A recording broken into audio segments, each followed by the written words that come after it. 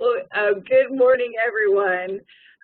My name is Katie Schulte. I'm with the Tennessee Department of Environment and Conservation, and I would love to welcome you all and thank you all for attending this year's virtual Sustainable Transportation Forum and Expo. As you may know, the forum is collaboratively organized by the Tennessee Department of Environment and Conservation, the Tennessee Department of Transportation, and the East Tennessee Clean Fuels Coalition. The forum typically takes place as an annual conference where attendees share and discover projects that can reshape what is possible in transportation and mobility. This year's Sustainable Transportation Forum and Expo has been held as a free two-part webinar series and other pre-recorded content that will promote pedestrian travel and safety, opportunities for enhancing transportation sustainability, multimodal transportation, and other aspects of creating a more resilient and sustainable transportation system. We are thrilled by this year's virtual turnout, which is a testament to the interest and commitment to these topics in our great state. Today's webinar will feature a moderated discussion exploring how the state supports sustainable transportation projects for Tennesseans. This includes talking points on several state-organized resources, programs, and tools that support transportation efficiency, safety, and accessibility. Before we get started, I would like to go over a few WebEx housekeeping items so that you know how to participate in today's webinar. You were all muted upon entry and will remain muted throughout the webinar to reduce background noise and associated audio feedback. We have also deactivated audience cameras to help with webinar bandwidth. To submit a question for Q&A, which follows today's speaker presentations and moderated discussion, you can submit written questions into the chat box to our behind-the-scenes WebEx host, Mr. Caleb Powell. You may submit these questions via the chat box at any time during the webinar. Caleb will hold all questions until the Q&A session begins at the end of today's session.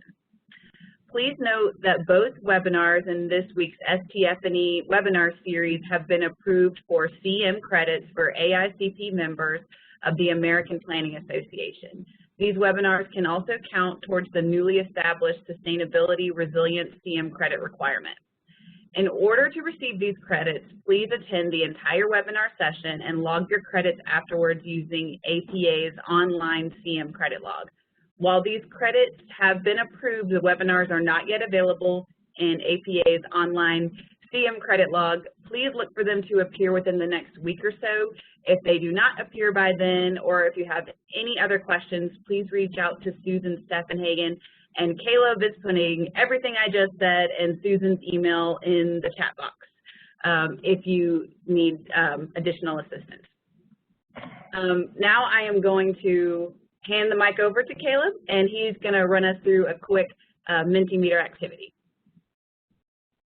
Thanks, Katie. So now I'm going to share my screen, and we are going to just get oriented to the format of the day. And we thought it would be fun to kick off the conversation with a lightning round of 4 quick poll questions using Mentimeter. So for you, I'm sure everyone has used Mentimeter before, but if you haven't, it's very simple. So you should be seeing our first question. What you can do is you go to www.menti.com, and it'll allow you to put in a code, which you can see on the top of the screen. That is 71896805. So I'll let everyone, either get that on their phone or open up another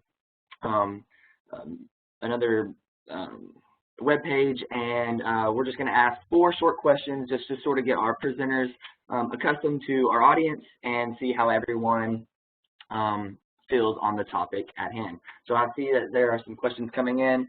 I really appreciate you guys taking some time to answer these questions. It just sort of helps us build out and see who our audience is. Okay, so we've got, about 50% of state government, and then you can see the consultants coming in. Oh, there's some citizen activist or interested person. So it's really nice to see what our audience is. It really helps sort of build out how the conversation is going to go for this presentation. So there's a couple more coming in. All right.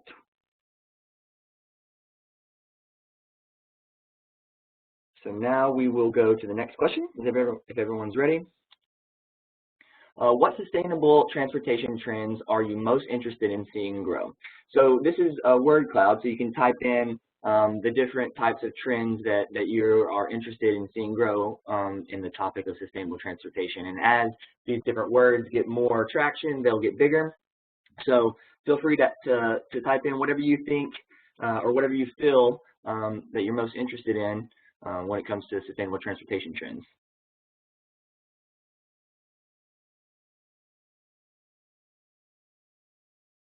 See transit, electric vehicles, of course.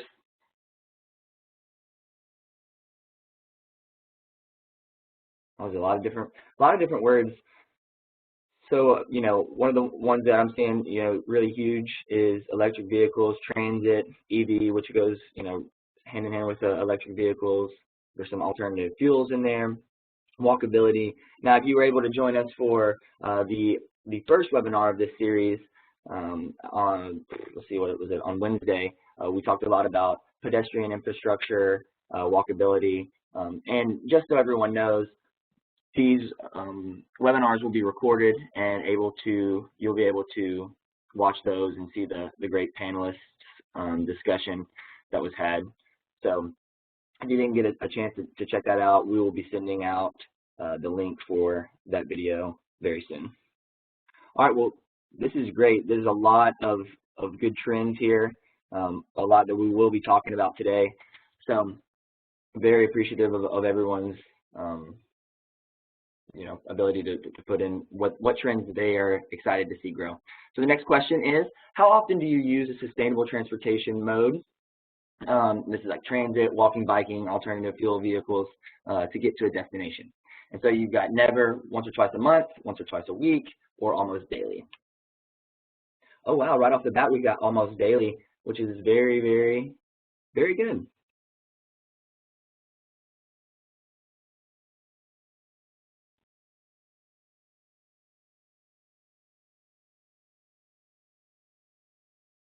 Now, I myself live in Murfreesboro and then work downtown Nashville, and whenever I can, I always try to jump on one of the buses that come and pick up in Murfreesboro, and it just makes it where I can take a little nap before I get to work. Don't have to worry about traffic or anything like that. So, all right. Well, thank you for the answers, everyone. Next, our final question. What do you consider to be the greatest benefit of sustainable transportation? So we've got a lot of different answers here. We've got air quality and other environmental impacts, human health impacts, economic investment, multimodal connectivity and flexibility, transportation cost savings, and avoiding congestion in traffic. And I have made it possible for you to choose more than one answer because, you know, I don't think that there is just one greatest benefit. You know, in my opinion, all of these are benefits of sustainable transportation. So whatever you think is your top two or top three, make sure to put those in there. Now we're seeing like a lot of answers for air quality and other environmental impacts, which is great. And then coming in second is human health impacts. And then a close third with multimodal connectivity and flexibility and avoiding congestion in traffic.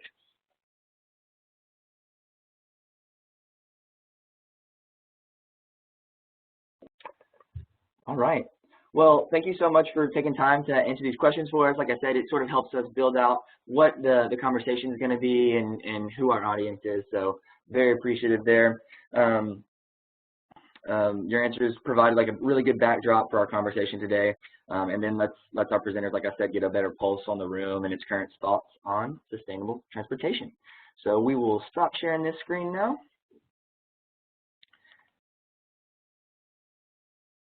All right.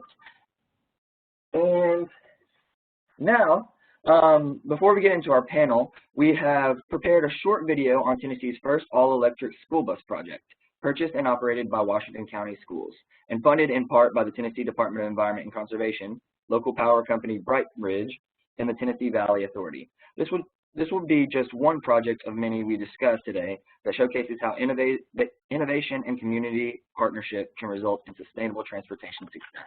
So we've got a little bit over a 3-minute little video for everyone to watch. So I will stop talking and let everyone check it out.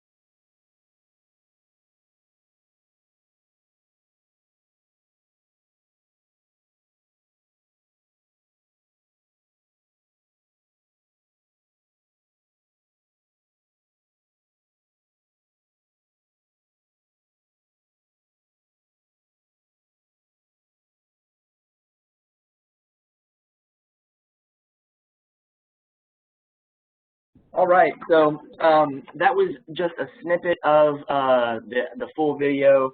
The rest of this video will be made available soon on a YouTube channel called Fuels Flicks, and that is a hub for videos on alternative fuels and advanced vehicle technologies organized by the Tennessee Clean Fuels Coalition. A link to the Fuels Flicks channel is, we'll post that right now into the chat box. So if you want to, copy that URL into a little document or something, you can go check that out. And like I said, that video was just a snippet of those interviews, and you can see the full video on that YouTube channel. And you can also learn more at the Tennessee Clean Fuels Coalition website, and that's in the chat box as well. So with that, I will pass it back over to Katie to introduce our wonderful speakers and our panelists for today. Thanks so much, Caleb. Without further ado, I do want to introduce our webinar speakers today. They are each here today for their notable contributions and leadership to our community and the public sector. Because their actions speak louder than words, I'm only providing very abridged versions of their bios to yield the most time possible for discussion. As noted, our esteemed speakers include our moderator, TDEC Deputy Commissioner Greg Young. Prior to joining TDEC in 2019, Deputy Commissioner Young came with 18 years of experience in practicing environmental law in Tennessee. With a wide range of expertise, his practice included environmental permitting, rulemaking, compliance, and enforcement cases. Greg has served as co-chair of the working group for institutional and legal framework for TNH2O, Tennessee's statewide initiative for securing the future of water resources. He was also appointed in 2016 to serve on TDEC's Water Reuse Advisory Committee. I want to introduce TDOT Deputy Commissioner Preston Elliot. He currently serves as the Deputy Commissioner and the Chief of Environment and Planning Bureau with TDOT.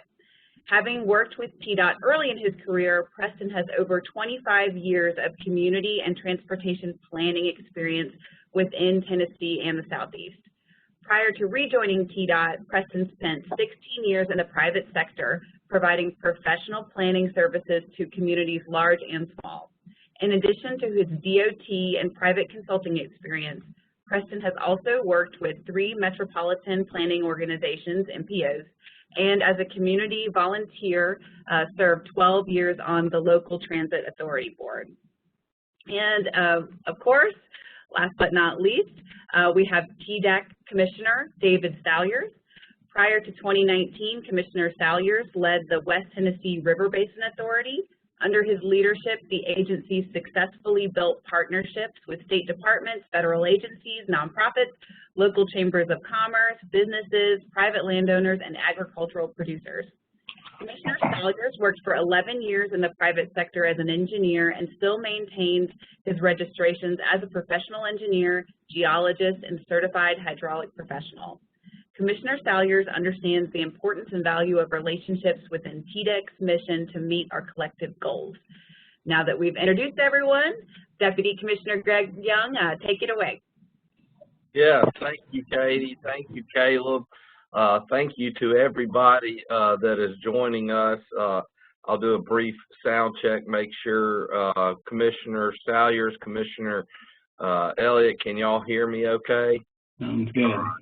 All right, perfect, guys. Well, thank y'all for doing this with me and allowing me to moderate. I will confess to the audience that Commissioner Salyers and Commissioner Elliot and I all have a good time working together. I think it's really important that in this administration, folks recognize that there is a strong expectation of coordination and communication and collaboration across agencies, and so it has been a true privilege working with Preston. Look forward to continuing to do that, and really consider a huge benefit to being able to work with our partners at TDOT. So thank you, Preston, and thank you, Commissioner, for fostering that as well.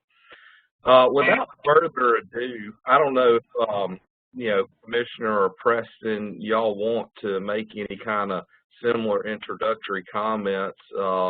Feel free to take the mic to do that. But why don't I go ahead and tee up a question for you guys, and you can you can offer some input for the folks and kind of give them an idea. Say, let's say, tell us a little bit about what both TDOT and TDEC are doing around sustainable transportation in the state of Tennessee right now, and if you want to provide any other kind of introductory remarks, the floor is yours. So why don't I kick to Commissioner Salyers to take the floor, and then you can yield to Commissioner Elliot. Commissioner Salyers. All right. Well, that was great. Greg, thanks a lot. It certainly has been true, and let me tell you, my first 3 years as commissioner has been, it has gone by fast. But we really have, Greg and I have worked closely with Preston, Commissioner Bright, now Commissioner Galbato, and TDOT staff. Great working relationship. Feel like we have some tremendous collaboration there. I'll toss it over to Preston to see if he has any comments to add. Thank you, Commissioner. I echo that for sure. I've really enjoyed the collaboration, and I'm excited about a lot of the initiatives that we've been working on over the last couple of years, and what we have the opportunity to do moving forward. So really, as you mentioned, a lot of collaboration and great partnerships. So really appreciate that. Well, did I mute myself? No, I did not mute myself. I'm going to continue checking, make sure I'm not muting myself. I used to have fun. I'll tell a funny story to the crowd real quick, and then we'll get into the meat of the presentation, go into a little bit about what we're doing to advance sustainable transportation. But there was a couple of, when we first started doing these Zoom meetings and Teams meetings and WebEx, I found out that I could control other people's mute button. And Commissioner Salyers always gives me a hard time about being a little bit of a prankster, and so I could not resist. In several meetings, I would just happen to slide and mute him, and he took it all in stride. He was very nice about it, but I promise not to do that to you today, Commissioner. We're going to have a good conversation today. Let me kick it off and go ahead, Commissioner. Let me kick off with a quick question for you, Commissioner, and then you can respond to my frivolity here. So tell me about what TDEC is doing to advance sustainable transportation in the state of Tennessee, please. Well, thanks, Greg. And yeah, am I muted? I'll take that as a no presently, and yet Greg has survived all those pranks. He's just that good of an environmental attorney, and brings a great passion to our mission. But yeah, I'll talk about TDEC with respect to environmental protection and air quality. Of course, our department exists to enhance the quality of life for the citizens of Tennessee, and I like to think of it as us being trustees of our natural environment. And we are the state's chief environmental and natural resources regulatory agency. And of the many environmental preservation and protection efforts we carry out, Tennesseans rely on us to ensure clean air across the state. And that does include an effective and reliable ambient air monitoring system. Our Division of Air Pollution Control, which I really like to consider them as our Division of Clean Air, operates and maintains multiple monitoring sites across the state. And this monitoring is certainly an integral part of an effective air quality management system. We do have delegated responsibility from the U.S. EPA to regulate sources of air pollution, including those associated with the state's transportation network. And just, to share a few key facts about that transportation sector, it is the largest energy consuming and end-use sector in Tennessee, and it represents about 31% of Tennessee's total energy consumption. It's also the largest emitter of nitrogen oxides in Tennessee. On-road transportation accounts for more than half of all NOx emissions across our state. And it's also the largest emitter of CO2 in the state, accounting for more than 40 million metric tons of emissions. We also administer several funding programs that support the adoption of newer, cleaner vehicle technologies, including projects focused on the adoption of alternative fuels. We manage an annual allocation from the EPA under the Diesel Emissions Reduction Act, or DERA. And in the world of sustainable transportation and energy programs, I think there are more acronyms than anywhere else. I'm really trying to use those, and we'll we'll try to sound those out for you today as we go through this talk. But in Tennessee, most of our annual DARE funds are used to support the replacement of older diesel vehicles with new alternative fuel vehicles, which helps reduce air pollution from medium and heavy-duty vehicles. We partner with the East Tennessee Clean Fuels Coalition to administer the funding and to operate the Reducing Diesel Emissions for a Healthier Tennessee rebate program. I'm not even going to try on that acronym, but I would say that since 2015, our department, in collaboration with the East Tennessee Fuels Coalition, have provided more than $1.7 million to 14 different Tennessee-based fleets for diesel emissions reduction projects under the program. Applications for the program are usually open each fall, and the winners are announced in the early spring. We've also designed and administered several vehicle funding programs under the VW Diesel Settlement Environmental Mitigation Trust Fund, or EMT, and of the state's approximately $45 million in an initial allocation, about $24 million has already been obligated to grantees for the replacement of 229 school buses, transit buses, medium and large trucks across our state.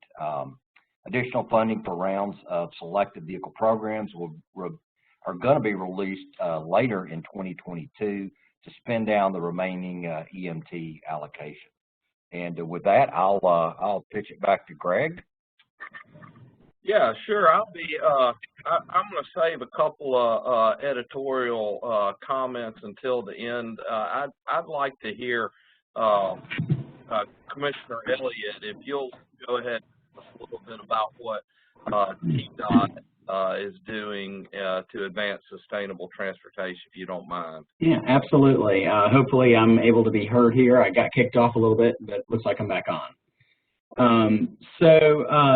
You know, for the department, our mission is to provide a safe, reliable transportation system that supports economic growth and quality of life. And I think that last part on quality of life is very important and very vital to how we serve the residents of the state, how we advance economic opportunities, how we work with our partners and communities across the state, and including TDEC. Specifically in areas of preservation and sustainability. We have a lot of initiatives in this area from our planning process and planning activities that we conduct either as a department or in coordination with various municipalities and organizations across the state, looking at a variety of topics from everything from complete streets to corridor management agreements, land use and transportation, micromobility, a whole host of opportunities that allow us to look at sustainable practices, whether we're talking about the movement of people and or how we implement transportation improvements, whether through materials or process or application. So a lot of activities really in the realm of sustainability. We also have a number of programs and activities that foster sustainability as well, and I'll cover a few of those in a moment. Commissioner Salyers spoke a little bit about air quality and about some of the aspects of the environment, and something that you know that we've been partnering on with you and others across the state is alternative fuels. And we actually, in 2019, received a competitive grant from the Federal Highway Administration on a corridor, I-40 alternative fuel corridor development. And that initiative actually included not only the state of Tennessee, but we partnered with North Carolina and the state of Arkansas, looking at the I-40 corridor specifically, not only from the standpoint of electrification, but also other fuel, alternative fuels, including compressed natural gas, and so forth. And we are really advancing those aspects in partnership with you all on alternative fuels, not only for the I-40 corridor, but across the state of Tennessee. We're currently in the process of working on an implementation plan, which is furthering our efforts on the alternative fuels on the I-40 corridor specifically, partnering with folks in East Tennessee and the Clean Fuel Coalition. Let me talk a little bit about some of the programs that I think that are probably very important and relevant to those that are on the call today. We just actually announced 3 different funding programs, award programs this last week, which really do speak at the heart of sustainability and the promotion of alternative fuels, the promotion of alternative modes, and really getting down to the aspect of communities in terms of their ability to have walking environments and biking environments. So our Congestion Mitigation Air Quality Fund, it's a federal program that we've had for a number of years as part of federal funding. And this last round, we had over 33 applications, far exceeding our availability of funding in the tune of about $62 million worth of requests. We were able to award 21 competitive projects and accounting for about $42 million in funds. And those are projects that you'll see in some of our most urban areas, such as Knoxville, Chattanooga, Nashville, and Memphis. And they provide everything from transit electric vehicles to technology improvements in intersections and or walking and biking improvements. The other 2 programs we're about to mention are both state-funded programs. One is our Multimodal Access Grant Program, and that was established actually prior to, I think it was around 2016, we have had about 70 application requests, again, far exceeding our ability to actually fund a lot of these requests, but we were successful in identifying 26 communities that will receive over $22 million. And those are improvements that go towards walking and biking, so providing really human scale opportunities for people to improve their mobility, to improve safety, and really from an economic standpoint also enhance our communities across the state. And then the last funding program is our Improved Transit Capital Grant Program, and that was actually established in 2018. And since its establishment, we've actually funded about 40 different projects across the state. This last year, we are awarding 15 projects for about $13 million. And those really go towards transit agencies, and whether we're talking about bus stop improvements, electrification for their vehicles. They could also allow communities to match dollars on federal funds, so really to advance transit opportunities in their communities. So that's kind of a quick run of some of the things. There's a lot of activities actually in sustainability from the department, but that's kind of at the high level. Thank you, Preston. Everybody can hear me okay? All right, cool. So, you know, I told you guys I would not throw you any crazy questions as a moderator and kind of be sure to keep this all, you know, within the bounds. But I am going to offer a few editorial comments just based on what I'm hearing from you guys. And y'all are welcome to chime in on some of my editorial comments if you want. The first thing that I noticed in listening to both of you that I really appreciate about this approach is that it's a combination of both regulatory and non-regulatory. You know, it's kind of the old carrots and sticks approach. You know, now. And Commissioner, or somebody needs to go on mute. Maybe you, Commissioner Salyers, I don't know, but there we go. So, you know, that's one thing that I think is really important to have a holistic approach. Is it can't be just one or the other. You know, you got to have the accountability of a regulatory program to ensure we're advancing on clean air and things like that. But then you have to have lots of carrots to give folks an opportunity. You can't just do everything through the stick. So for what it's worth, that was an observation based on what I heard. Is it's a really good holistic approach of regulatory and non-regulatory carrots and sticks. The other thing that I don't think we hit on, guys, is that I think for the record, we need to note that we are seeing significant improvements in air quality, so much so that Tennessee was able to end tailpipe testing, and that was a really important step. The EPA will not allow you to deviate from your state implementation plan on air quality unless you can demonstrate for daggum sure that your air is clean and that you don't need to do that tailpipe test anymore. So that needs to be factored in really as a good advancement, and I only think it's going to get better. I think there are only more opportunities for clean air with some of the EV advancements that we're seeing to continue to improve that air in the transportation sector. So those were just a few observations, and I'll don't feel obligated to comment, commissioners, but you're more than welcome to chime in on that if you'd like.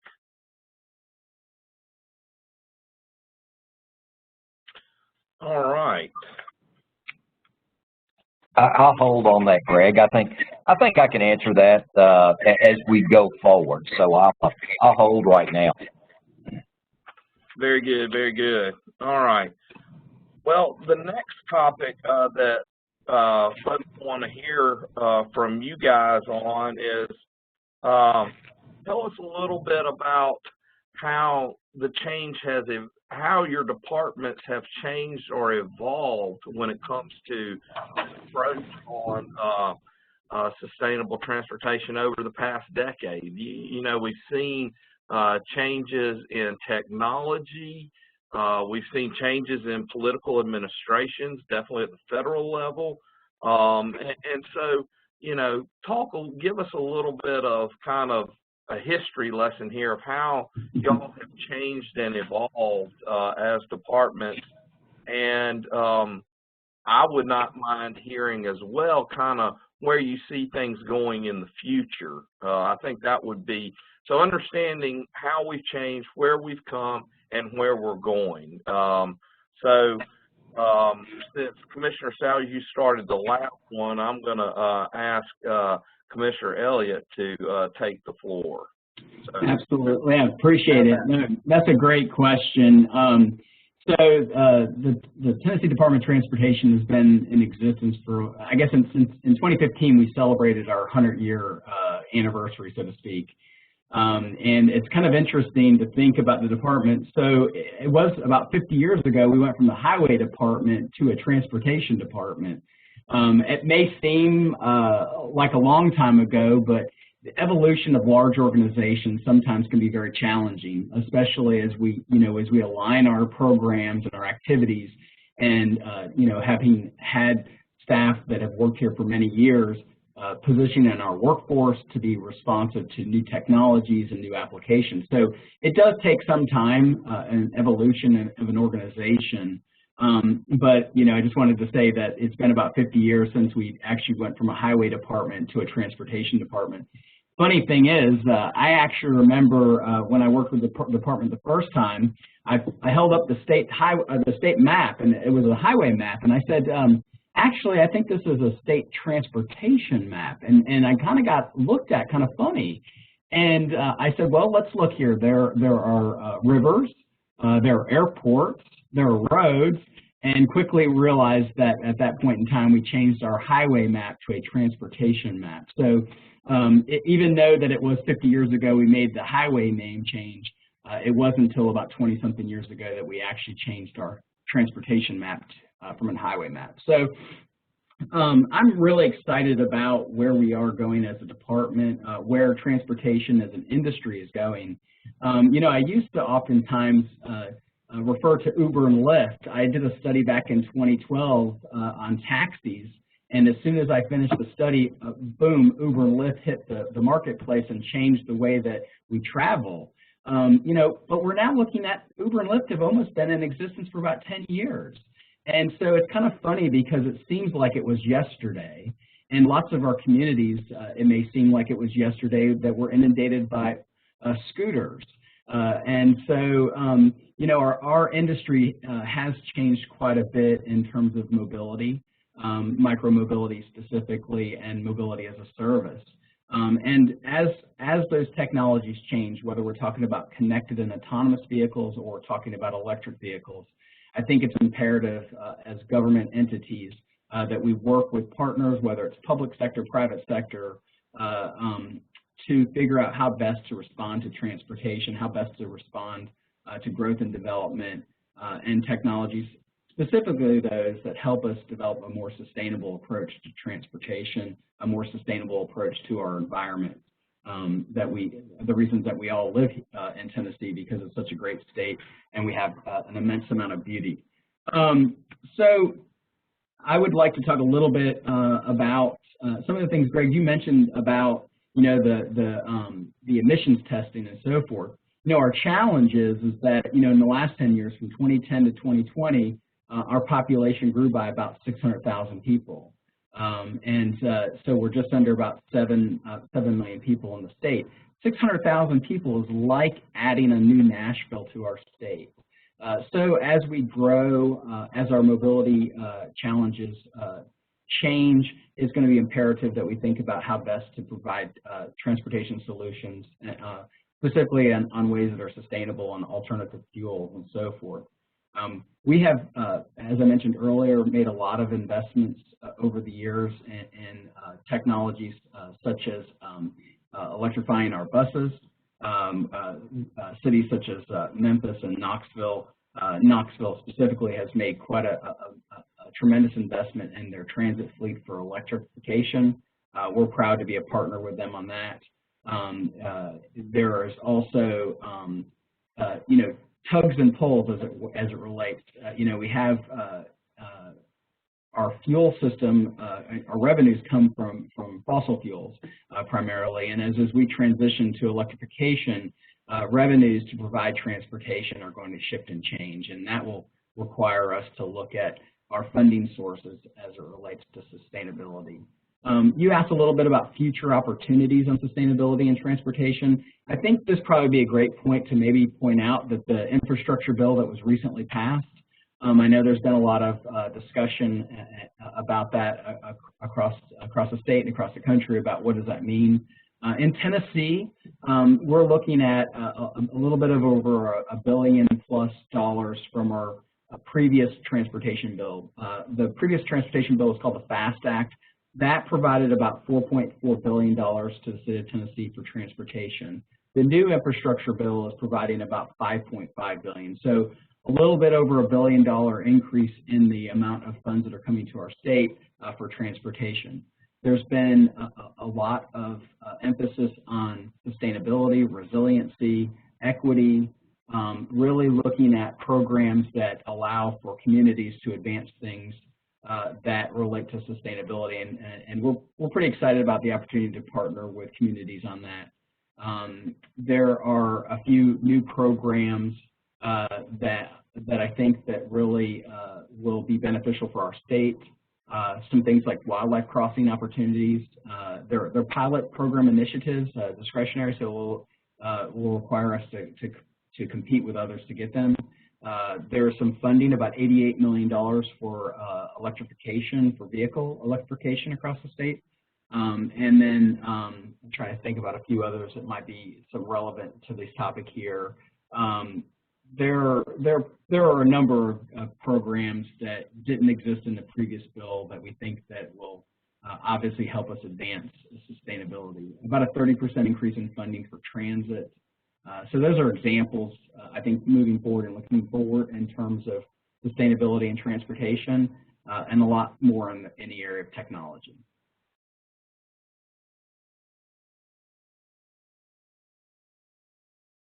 Good. Great. That's really, thanks for hitting on the infrastructure stuff. I should have asked you specifically about that. That's a great point there, that a lot of that infrastructure funding is going to be a fantastic opportunity. Look forward to working together on that.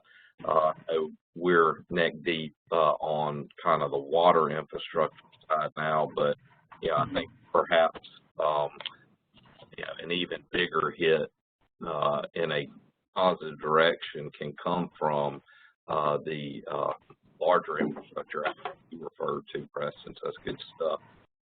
All right, how about you, Commissioner Salyers? Tell us about some change and evolution over the past decade and future opportunities for sustainable transportation. Okay, I'll do that. And Greg, I think I'll try to go back and capture a little bit about what you were asking, between questions as well.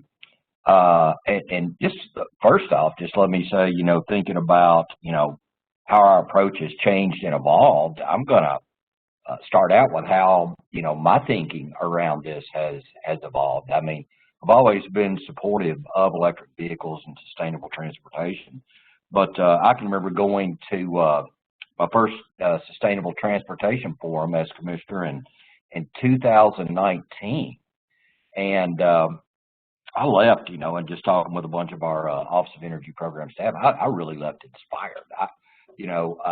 I thought the adoption and incorporation of these new technologies was going to be a little slower than what I'm witnessing. But I remember in 2019 leaving that conference thinking how this is gonna accelerate. So as a part of that, we as a department we incorporated advancement of EV infrastructure and EVs as a part of our some of our strategic initiatives, and we still pursue those. So just in my thinking, that's a bit about that. But in thinking about our department, a lot of folks think of us as strictly a regulatory agency, but as I better understand and promote our mission, I'm really proud to lead our department as Tennessee's Quality of Life Department. And you're going to hear that a lot.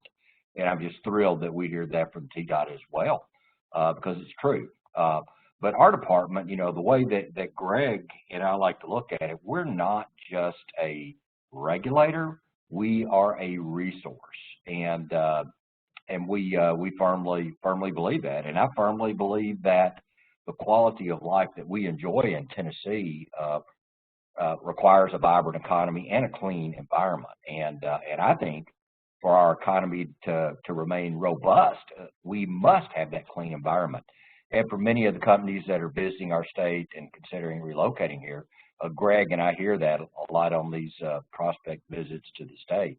But as I noted earlier, Tennessee's transportation sector accounts for the majority of the state's energy consumption and overall emissions footprint, and we do expect this trend to continue in correlation with the state's ongoing and projected growth of population and employment. And this has certainly been an unprecedented time in Tennessee in the past few months. And as such, we have been increasingly prioritizing improvements in transportation efficiency across the state. I think we have to do that. I think our department and TDOT understands that. And then on the other hand, with newer vehicles, emissions have improved. They've got better emission controls and fuel efficiency ratings. And you heard Preston talk about that a little bit and how that can affect, funding structures and everything else. But while that does make for significant progress in reducing per vehicle emissions, we still have more vehicles on the road and more miles traveled. So we've really got to look at dramatically reducing the amount of pollution vehicles emit in actual use, or cut back on the amount we drive, or we're going to have difficulty keeping our air clean and smog free. Now, I'll make a confession. I am a free market guy, and I just think that the market is driving cleaner air and reduced use of fossil fuels. And I think a large part that's a result of groups and folks that are participating on this call. It's like the outreach and the public awareness that's being made known, the education, the science behind it, the advocacy.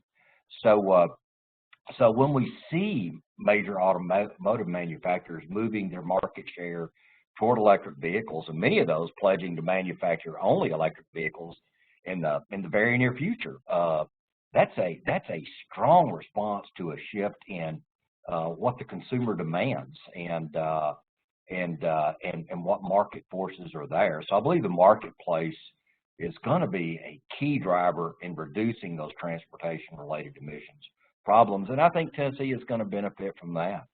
Now, our department has created new and expanded existing sustainable transportation outreach programs in the last few years to help address some of these concerns.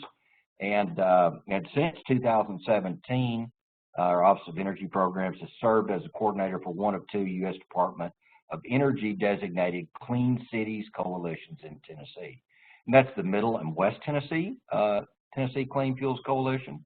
And this coalition brings together stakeholders in public and private sectors to deploy alternative and renewable fuels, idle reduction measures, fuel economy improvements, and new transportation technologies as they emerge. In particular, the coalition works to connect Tennessee fleet operators with the alternative fuels and advanced vehicle technologies they need to lower emissions, save on operation costs, and reduce dependency on gasoline and diesel. In 2020, the coalition's fleet stakeholders avoided consuming 8.8 million gallons of gasoline equivalents, reducing particulate matter emissions by 1,100 pounds and NOx emissions by 351,000 pounds. Our Office of Energy Program also manages several other programs, and they do seek to and outreach campaigns as well. And they seek to reduce energy costs within that sector and increase the energy efficiency, enhance resiliency and emergency preparedness through diversification of available fuels, something we don't think about a lot, but it's very important, and promote economic growth, which improved environmental quality. And I think a great example of that is this Sustainable Transportation Forum itself. It started as a small one-day event in Memphis, focused on sustainable transportation excellence in Tennessee, and since then, the forum's visited all four of Tennessee's largest cities, and I must say I look forward, hopefully in 2023, to be back in person at the forum. But with each year, we've seen growth in the number of attendees and in the depth and breadth of content we've been able to incorporate into the forum. And although we've had to shift to the virtual format this year and last year, I don't really feel like we've lost any momentum in the education and outreach offering. So we really look forward to being all together in 3D next year, if it's going to be safe to do so, and I certainly hope it is. Greg, back to you.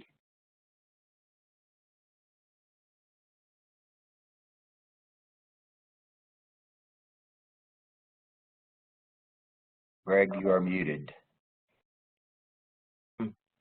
I'm sitting here talking to myself. I was trying to be a good moderator so I could, not let any background noise interfere with you guys and the great talk you're giving. And I'm sorry I had trouble getting to the unmute button.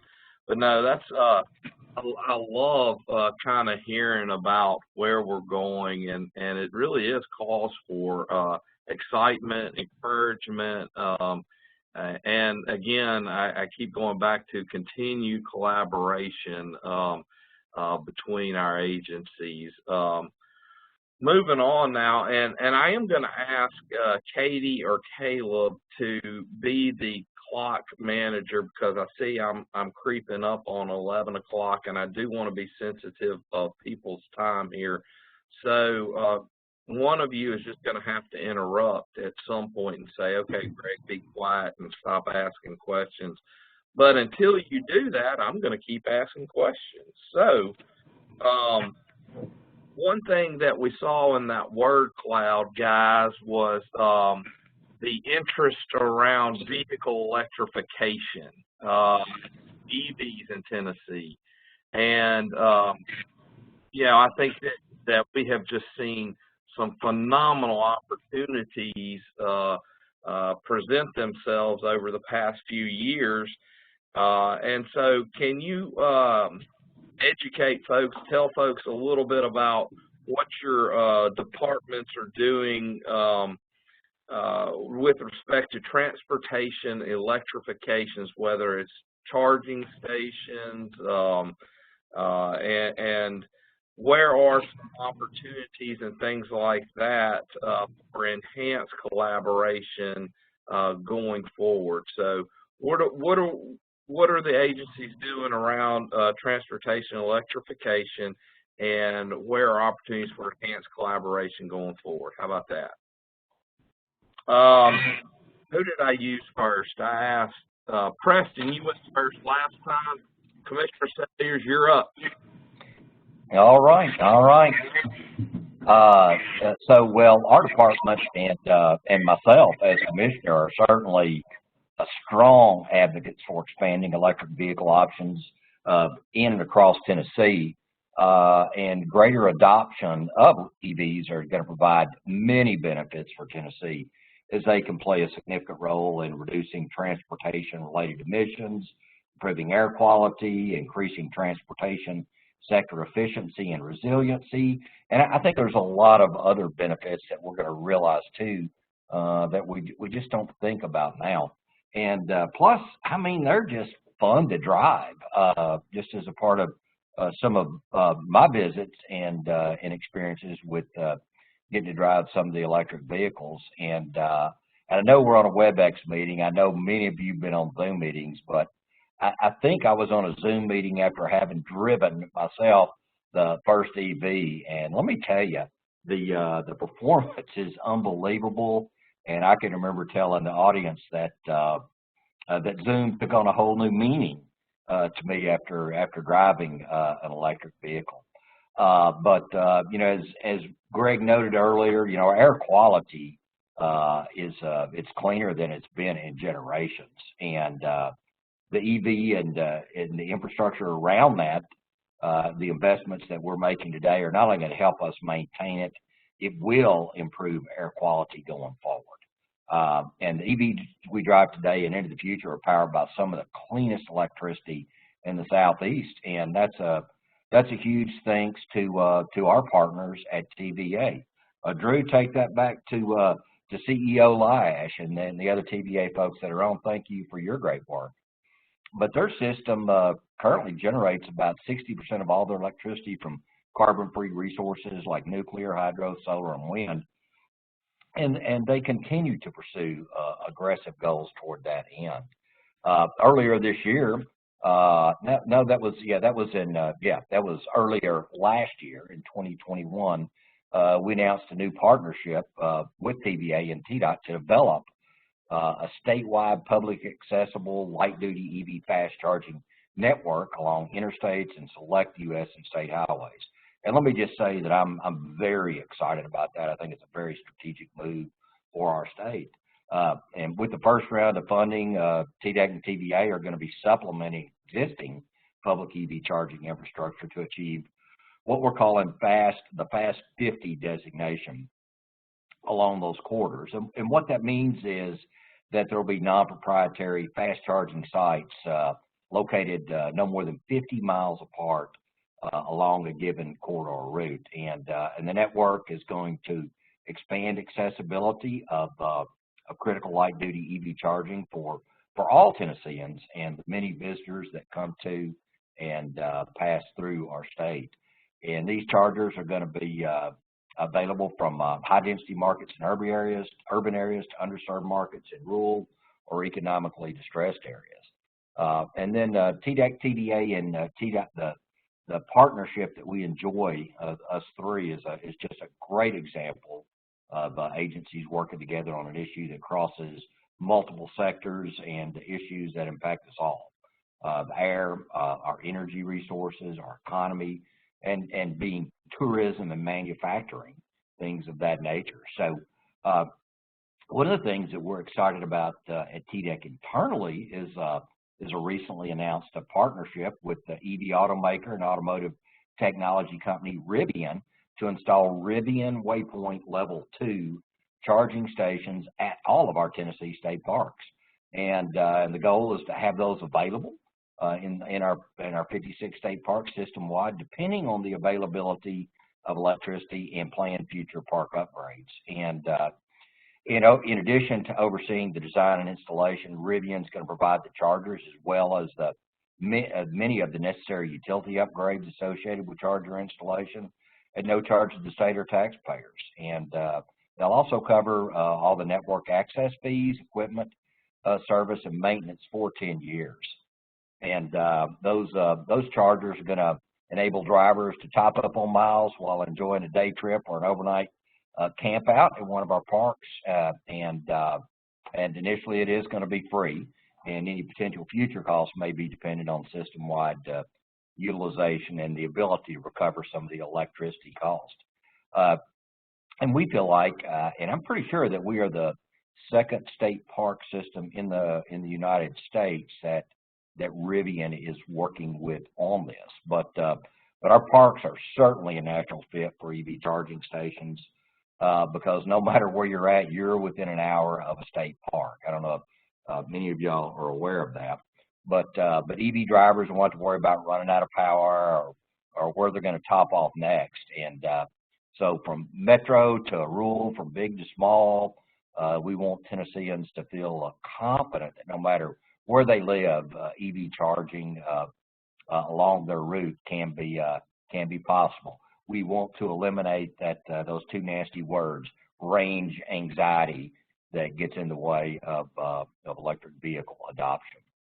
But when you think about our parks, they're not only major tourist attractions for Tennesseans, but visitors from other states. And last year, we welcomed more than 34 million visitors, and our parks had an economic impact of over $2 billion in the state. And when we're looking at the possibility of installing EV chargers in and around our state parks, we're thrilled to find a way to create pathways for that sustainable tourism and introducing even more visitors to our parks and encouraging local spending by EV drivers. So through the zero emissions and lower fuel cost aspects of EVs, those are key to adopting the technology, and the economic development, jobs creation aspects related to EV manufacturing can't be ignored, especially with some of the things that are happening in our state here recently. And I'm thrilled that our department supports the goal of becoming the #1 state in the country for the electric vehicle supply chain. And Tennessee is in a great position to realize this. Many of y'all are probably well aware that we recently announced the largest economic development project in our state's history. Ford Motor Company and SK Innovation is going to invest more than $5.6 billion in their Blue Oval City production complex. That's going to create nearly 6,000 new jobs at the mega site of West Tennessee, in addition to another 24,000 or so indirect jobs, while building the next generation of electric trucks and vehicle batteries right here in our state. As a matter of fact, I think this move, I've always considered us right there on the cusp of being the EV epicenter in the Southeast. Now we are the EV epicenter in the nation and possibly the world. So I'm really proud how our department has worked around that mega site location for a world-class company, for these two world-class companies to embark on something that is going to be generationally transformational. And Ford is going to develop this 3,600-acre mega campus to bring electric zero-emission vehicles to American customers with the largest, most advanced, most efficient auto production complex in its 118-year history. So I really do believe that not only as a result of that, but a lot of the work of folks participating in this forum, that there is a huge transformational change underway in our state. And we are the leader in EV development and advanced manufacturing for the nation. And while we're not only excited about Ford and SK, we're also looking forward to GM Spring Hill building the new electric Cadillac Lyriq SUV and the $2.3 billion battery cell manufacturing plant they're developing in Spring Hill through their Ultium Cells joint venture. And down in Chattanooga, Volkswagen's impressive new electric SUV, the ID4, is going to start rolling off their assembly line in early 2022. So we'll be seeing those soon. And don't forget about the original pioneer here in Tennessee, Nissan North America. And Nissan's manufactured their all-electric Leaf in Tennessee since 2013. And I feel like I've talked a lot there, Greg, so I'll stop and give you an opportunity.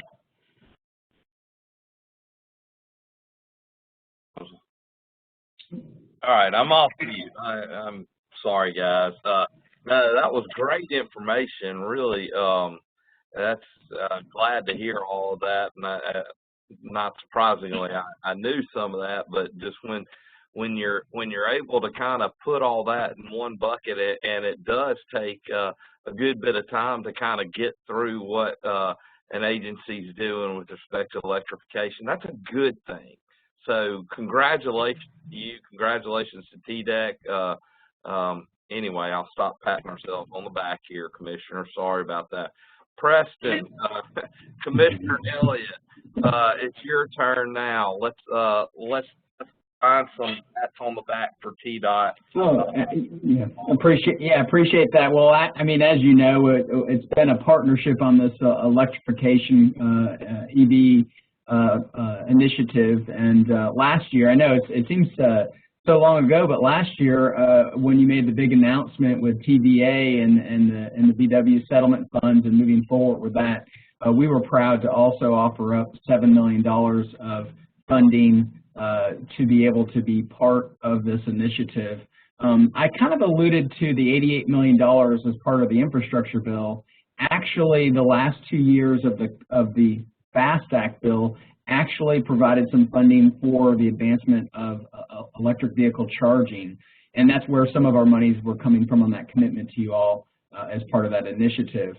The department for TDOT has been actually involved since about 2016 in the identification, planning, and designation of corridors that meet the federal designation for an alternative fuels corridor. I kind of alluded to some of the studies initiatives on the I-40 corridor, for example, but we are actually working pretty diligently to get multiple corridors across our state designated as alternative fuel corridors. Electrification is clearly one that is emerging with a lot of the investments that Commissioner Salyers has mentioned. We're soon to have, as he's mentioned, 4 auto manufacturers that are heavily investing in electrification. I do recall the Leaf, living here in Middle Tennessee, I think Nissan, when they first came, they made, actually, I think it was as early as maybe 2010 or 2011, made available, you go test drive the Leaf.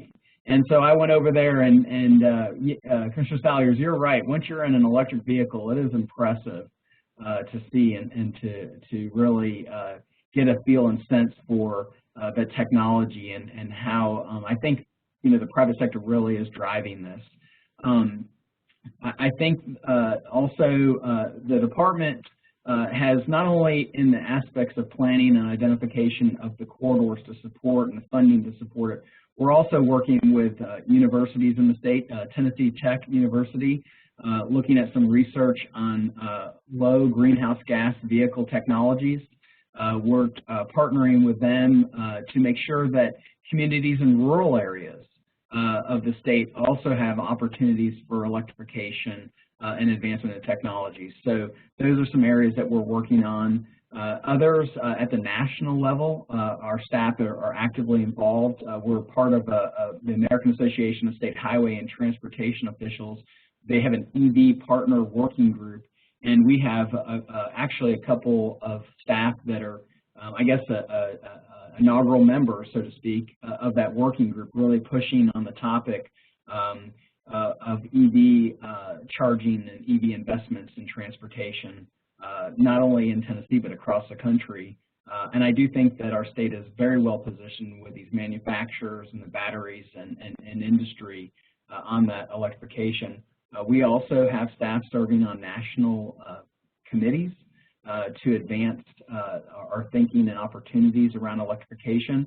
There's a growing need and concern of making sure that equity and availability for vulnerable populations or populations that may not be able to have access to it. So I think you're going to see more and more planning and investments that work to ensure that all Tennesseans have the ability to utilize electric vehicles as we move and transition to that technology. But very excited about the industry in automotive, very excited about what our research community is doing to help advance these technologies and our understanding. All right, that's great. Huge kudos to everything TDOT is doing. So much so, Preston, that and to highlight the level of collaboration amongst the agencies, I'm going to break out my, yes, that is an official TDOT PPE construction map.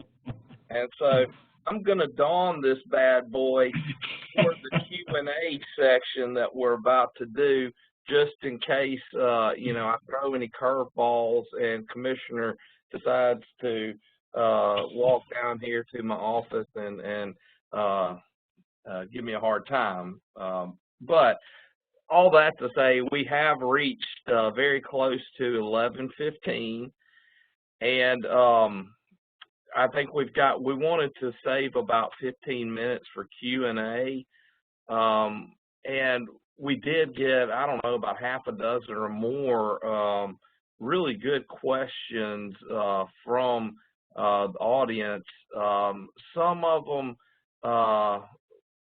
what I was thinking about doing, guys, was just opening up there's some drill down things that folks are asking about, like, tell us a little bit more about the Infrastructure Investment and Jobs Act in terms of support for sustainable projects, and how will those funds be made available. That's probably one that you can think about, Preston, if you're comfortable getting into that a little bit. You know, questions about open bid, you know, those kinds of things for the Infrastructure Investment and Jobs Act.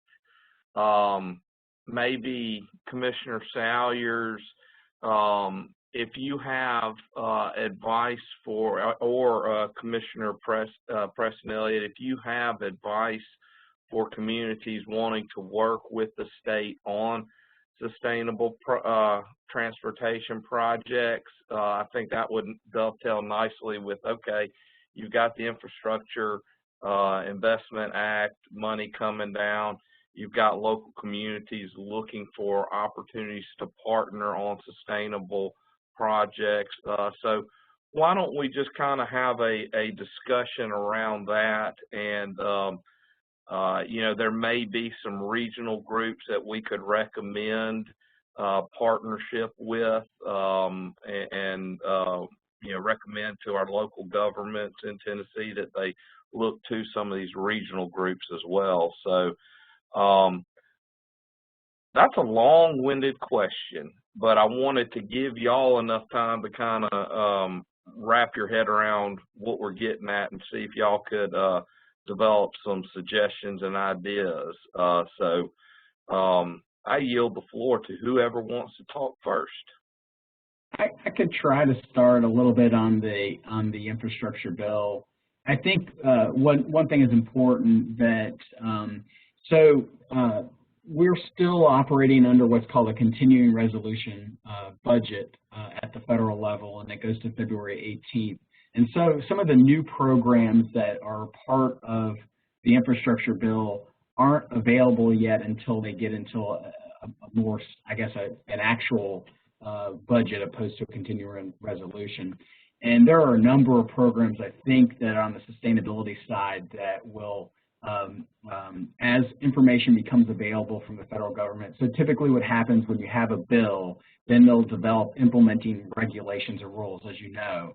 And so within those implementing regulations and rules, it'll make it more clear about eligibility and levels of funding and so on and so forth. But there are probably a handful of programs.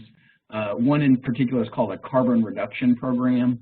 I think that that's probably an area that's probably going to be pretty fruitful for opportunities for advancing sustainability.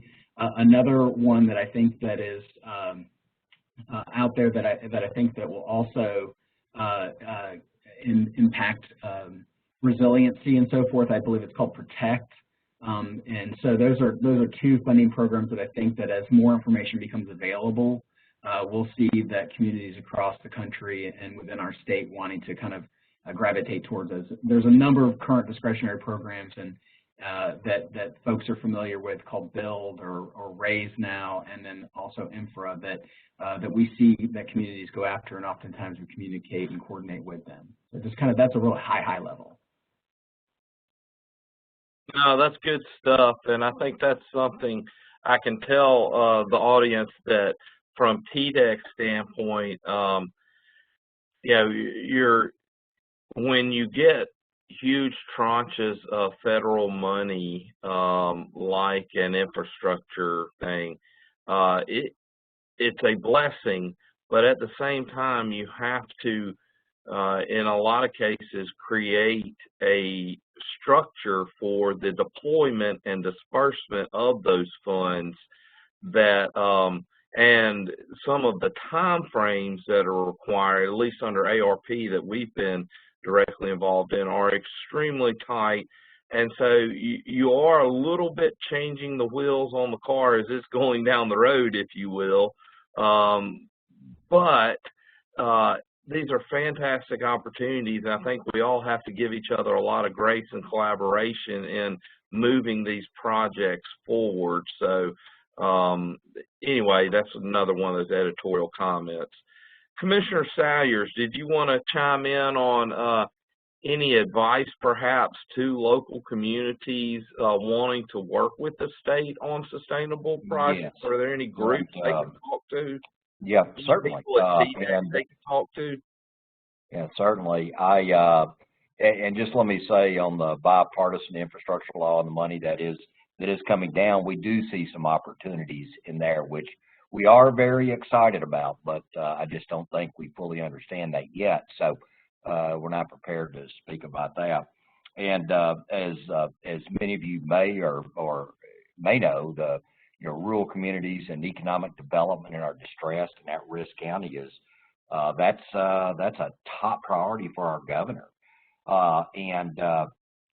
So when we're looking at those communities, and let me ask Molly Cripps runs our Office of Energy Programs. If you and Alexa could put some contact information and some links to websites, so we can, as I'm talking about this, folks will know where to go to look at some of our grant opportunities that are going to be coming out. But back to some of the distressed and at-risk counties and underserved communities. We've really looked at equity-related metrics and determining where grant funding should be spent and prioritized. And one example of that is the disproportionate burden index that was created around our Volkswagen diesel settlement funds. And we have spent about half of that. And I know we'll be going back out for another round of grants. We may have, or we're very close. But I would really like to get that out there, because that's a great opportunity. We have some really good information on how that can be utilized. Also, really, I got to visit whenever the electric bus in 2021 for Washington County. We had a ribbon cutting up there for that. So that's also a great program, and that came out of the Volkswagen settlement funding. So stay in touch there, and I think we can probably get a link up, hopefully, Molly or Alexa, to our Drive Electric Tennessee consortium, and the great work that they're doing. It's really extraordinary. We have some other stuff that goes outside the state, Southeast Regional Electric Vehicle Information Exchange.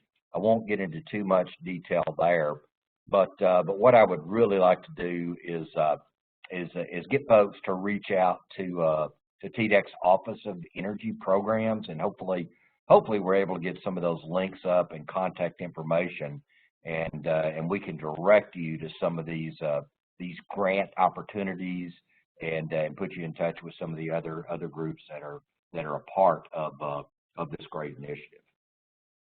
Yeah, Commissioner Salyers, I actually just put in some of those links that you were talking about in the chat, and also Molly messaged and said that we will share all the contact information with the attendees along with the recording of this. If not today, then next week. Yeah. And let me just brag on our Office of Energy Programs group. They are awesome. I don't know how in the world they get all the work done that they do, but they really do. They're a great group, and very passionate about the work that they do. All right. Let me see if I can find another question here. Y'all honestly answered about 4 or 5 questions in your discussions there, so you're making it difficult on me. How about Drive Electric Tennessee? One of the questions and comments we got was about one initiative that's gaining a lot of momentum right now is Drive Electric Tennessee. Can TDOT and TDEC elaborate a little bit about what they're bringing to the table as it relates to Drive Electric Tennessee and its goals? And Caleb or others, y'all feel free to chime in with some additional information on, as far as what's been accomplished so far and that kind of thing. So I don't know if we can answer that question or not in the brief a few minutes we have left. I can take a stab at that, Greg. And so, yeah, the Drive Electric Tennessee Consortium has just been very instrumental at coordinating a lot of these efforts, and was really critical at coming up with the network for the Fast 50 charging stations that are laid out around the state. And I thought it was great. It's one of the things that I mentioned range anxiety earlier, but it's, hey, if you live in Nashville and you don't drive to Chattanooga or Knoxville very often, you can drive your electric vehicle around town all day long and not worry about it because you got a place to plug in at night. But the recharging is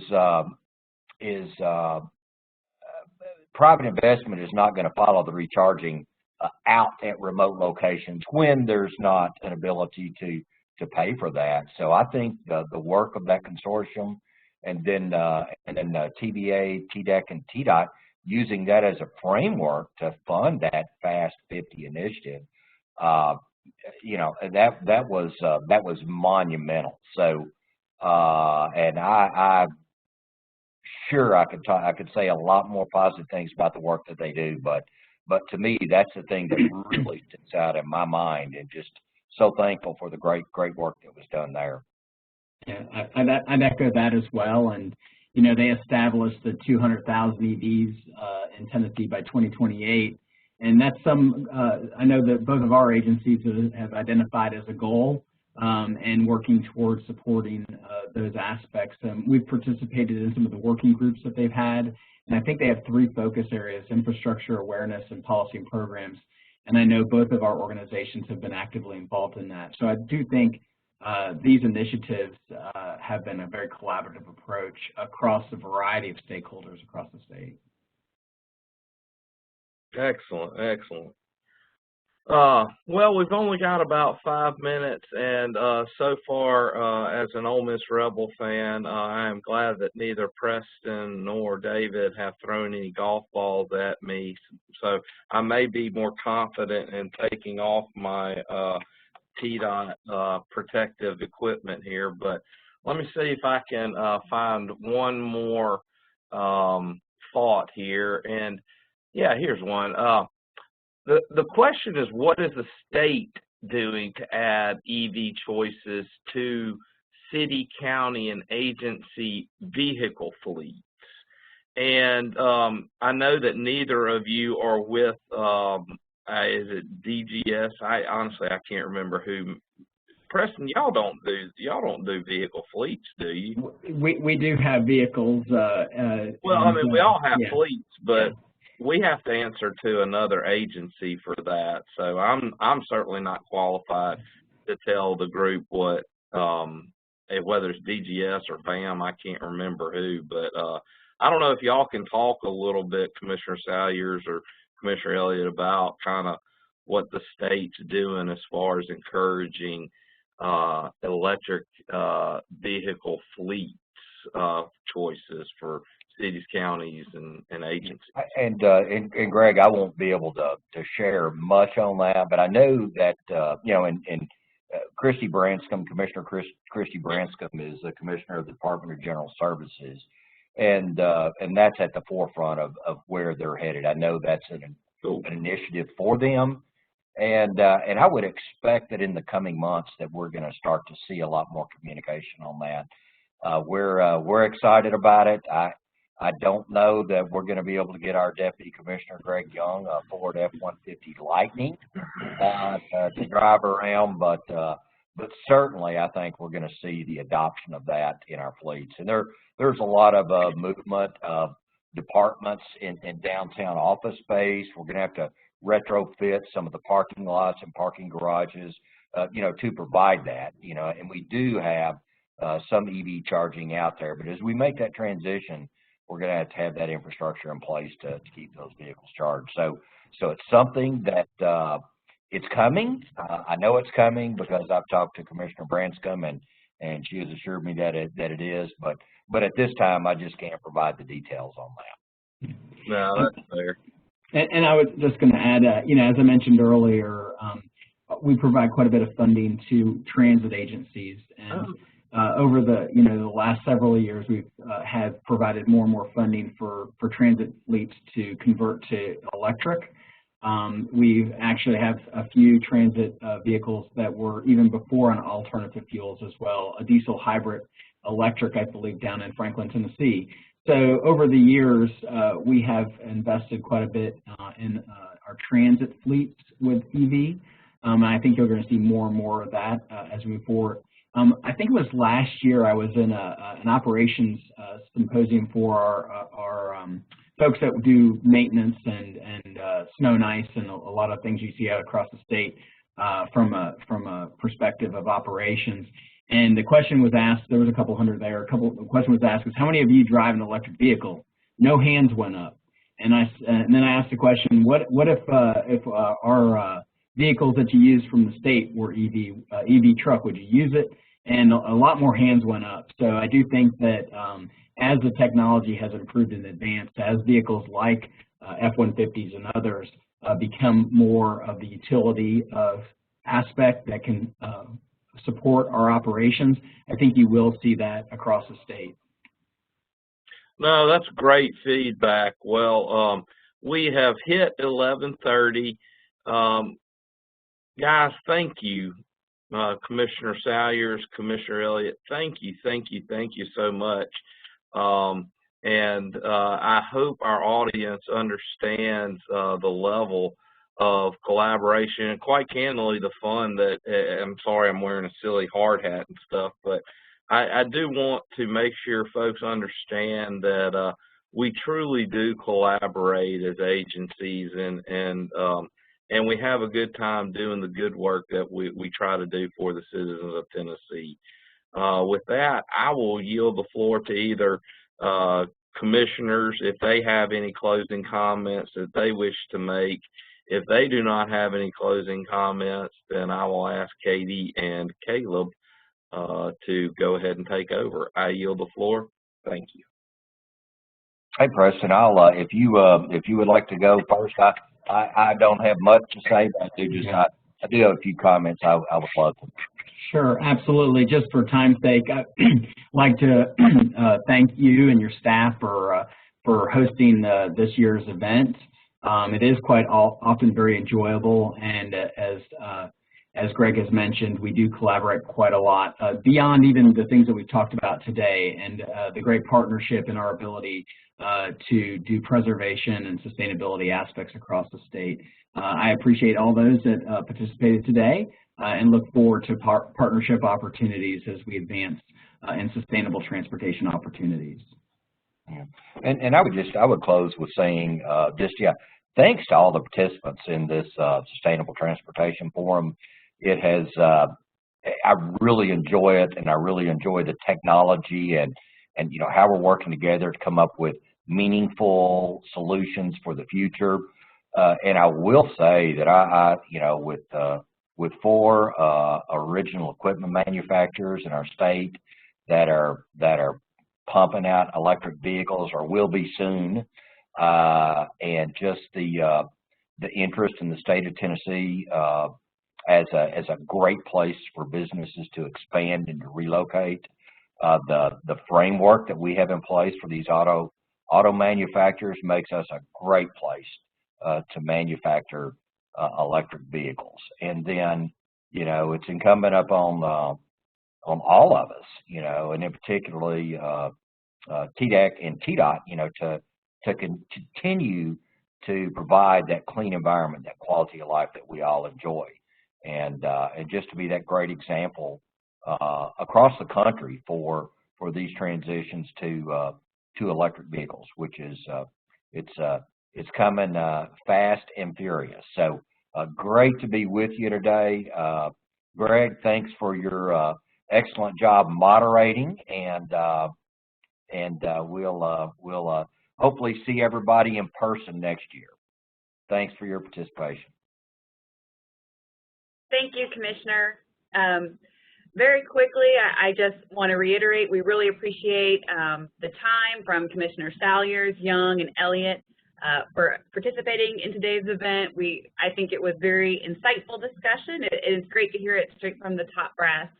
I also want to say thank you so much to the organizers from TDEC and TDOT and the East Tennessee Clean Fuels Coalition.